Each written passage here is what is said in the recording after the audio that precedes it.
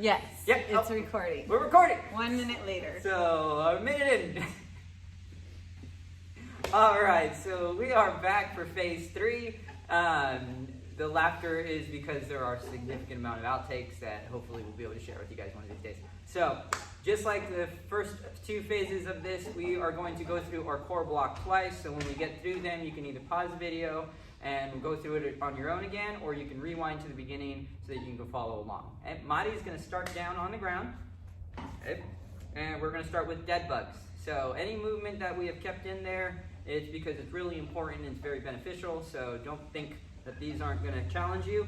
You can adjust your variables, speed components, range of motion, whatever is going to make you feel the most challenged, but don't lose your breathing, and make sure your lower back position stays consistent throughout each of the repetitions. We're going to do these for 10 reps on each side, okay? Even though I'm saying we, I'm not doing anything, I'm just talking, okay? But she's going to hit her 10 reps, nice and controlled. You see she's keeping her legs straight, but don't hesitate to adjust her limb length like we were doing in the first 2 phases, or adjust your tempo, okay? So from the dead bugs, we're going to... I was doing 10. Oh, sorry, she's not at 10 yet. He's rushing Okay. me. Go at your own pace. You guys can look at this amazing pedicure that the girls gave me. Enjoy.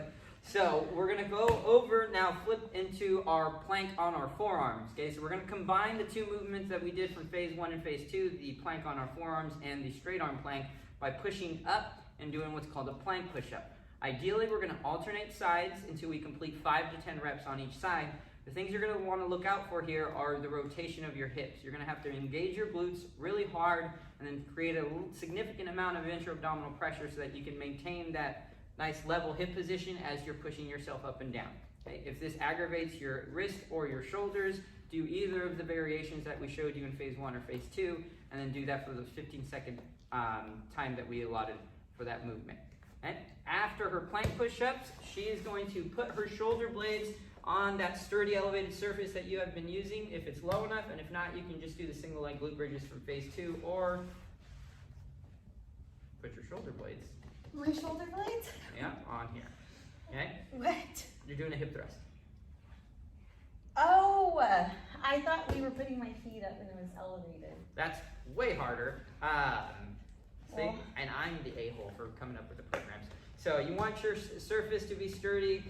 You want to make sure that it's not going to slip back. So we're going to do single leg glute bridges. So same things that we did. We're going to pull that knee up towards the chest. We're going to drive through that base heel to lift the hips up. You're going to want to come down about 3/4 of the way and then drive back up. Really important that you maintain that knee towards your chest the whole time. Again, you can put a tennis ball, rolled up pair of socks, or anything in your hip so that you maintain that knee towards your chest. Okay? This is going to be 5 to 10 reps on each side. Again, it's very challenging because we've increased the range of motion and increased the stability demand. If this is a little too much for you, just go to either of the variations that we showed you in phase 1 or phase 2. Okay? After that, we're going to go into our YTAs. We've shown you 3. We've shown you YTAs when you're laying down, and we've shown you tall kneeling YTAs. Now we're going to go into half kneeling YTAs. We're going to create 90-degree angles with our lower leg and with our front leg. We're going to close the distance between our ribs and our hips, and we're going to go 2 full repetitions of the YTA on each leg. Switching into half kneeling always introduces a rotational component. So not only are you preventing your body from opening up in the middle, you have to prevent your body from turning and from losing balance. So anytime you do any type of half kneeling core exercise, it's a great way to stabilize your hip, and it's a great way to challenge your ability to control your middle. Okay, so that's 2 full reps of the YTAs on each knee. Again, use a soft surface underneath your knee if you are feeling discomfort. These things should not hurt. You should feel like you're getting better and not focusing on feeling the pain in your knee. Okay? After that, we're going to return to our crawling in place. We have those 3 variations where we are crawling on our hands and knees, we are crawling off of our knees, or we are doing that elevated rocking in place. Find which one is comfortable for you.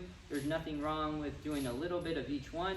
Maybe you start off with 3 or 4 rocks in place, crawl forward 2 or 3 steps, and then drop down to your knees and crawl on your hands and knees as you start to get fatigued.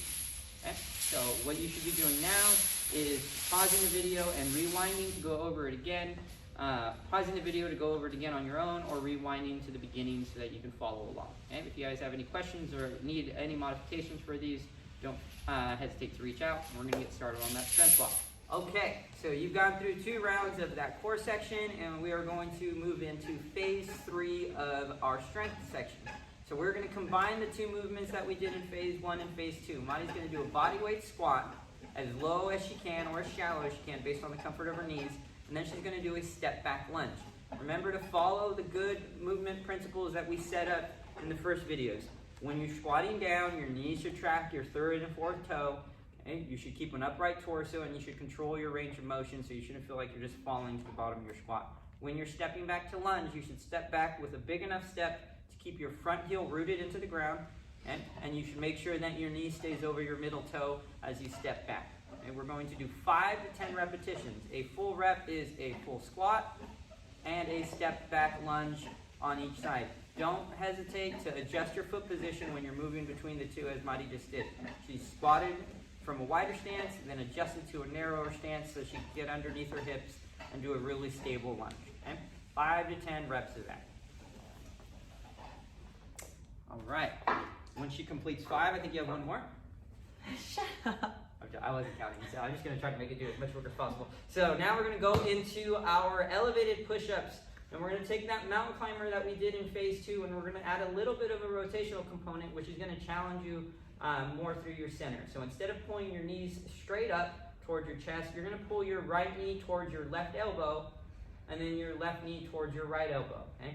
Each rep should be controlled. Again, find an object that allows you to do full range of motion, or if you have joint pain, adjust your range of motion so you don't feel it. Okay? Here we're going to do 5 to 10 reps again. You're going to set a timer for 20 minutes, and then the goal will be to do as much quality and sound work as you can without losing any of your technical proficiency. Your technique will be your coach. So if at any point you start feeling like you can't do it well, take a break. Okay? Over the course of however long you're doing these programs, you should be able to do more work within that same amount of time, and then that lets you know that you're progressing and that your fitness is increasing.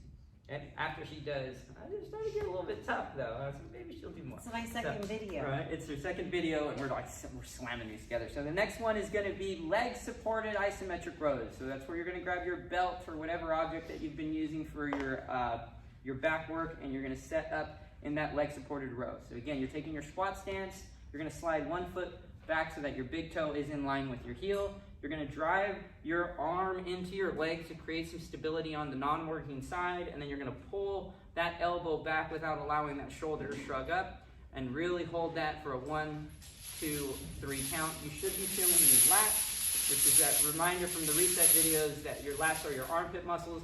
Driving that shoulder down is what's going to activate it, and then how much force you put into the band is going to be up to you. Okay? And the harder you pull, obviously the more muscle fibers you're going to activate, the more benefit you're going to get out of that, but don't lose your breathing, and then don't lose your position. Okay? That's 10 on each side. Again, don't be afraid to move in the band pull-aparts that we did from phase 1. If this is a little bit too challenging on your legs, this actually is going to create a significant amount of quad burn if we make Madi hold it longer. It'll make you work. Okay? After that, we're going to do a cross crawl with single leg deadlift. So again, bringing those 2 movements that we did in phase 1 and phase 2 together. She's going to cross crawl on one side, and then cross crawl again in a single leg deadlift on the other. We're going to do all 10 reps on one side here. Good. Now, again, your speed is going to be your variable that you can control. The slower you go with balance exercises, the more challenging it is. The faster you go is going to kind of sometimes give you an ability to cheat. Unless you go really fast, then it becomes a very challenging exercise as well. And so play around with that speed component, but make sure that you're able to balance and you're keeping good mechanics in your feet and knees. It's tough, so, which is why I'm not doing it, so I'm sitting down. And then after this, after she does 10 on each side, we might do only 5 for the videos. We're going to bring back in that dead bug with a stick. Okay? That is one of the best core movements you can do because it keeps you in a neutral spine position and lets you create tension through your middle at your own pace. Right? So again, set your grip up wide enough to keep your shoulders down. Make sure you're driving the stick into your knees and driving the knees into the stick. Okay? This one, the slower you go, the harder it is because you're under tension for a longer amount of time. But make sure you don't lose your breathing, so adjust the strength you're putting into the stick accordingly. Okay? You're gonna go through these exercises as many times as you can in a 20-minute period. Make sure you're doing good technique. If you need any adjustments or any modifications to the movements, don't hesitate to reach out and let Madi and I know. We're here for you guys. Thank you.